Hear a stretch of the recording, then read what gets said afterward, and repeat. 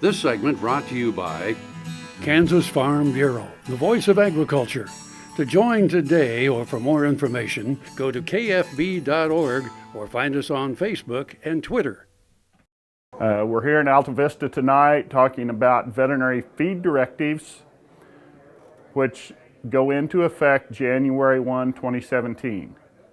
These feed directives will enforce the law as it has been written for a number of years on feed-grade antibiotics and will not allow the extra label use of these antibiotics. And so after January 1, 2017, a person will need a signed veterinary feed directive before they can purchase feed with, for example, chlortetracycline in it to use for their cattle, or to buy a bag of straight chlortetracycline to use for treating respiratory disease in calves.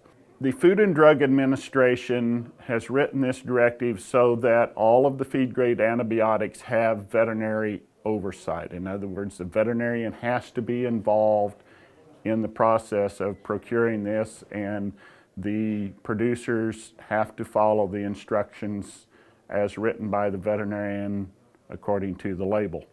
So the producer is liable because they have to follow the directions. The veterinarian is liable because they're stepping out there and saying, you know, this is what needs to be done. And then the feed mill is also liable because they have to follow the directions, not only in what the veterinarian signs, but make sure that the directions on the label are followed.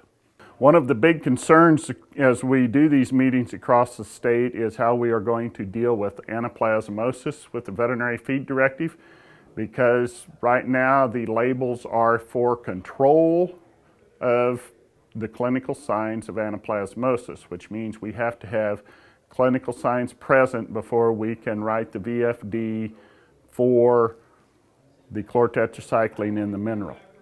There's several different labels, and we're trying to work through the logistics right now of how we're going to handle this, because we don't have treatment levels and we don't have prevention levels per se. So if we have to follow the letter of the law on the label, which right now it looks like we're going to have to, we're going to be in new territory on how we handle anaplasmosis.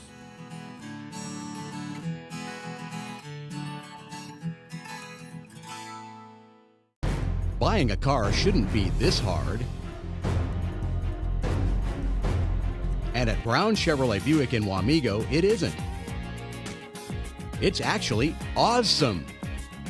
Whether you want a new or used car or truck, Toby's team can make the deal. Even if you want to custom order a new car or truck, Toby's team can make the deal. See Toby's team at Brown Chevrolet Buick in Wamego. We're awesome.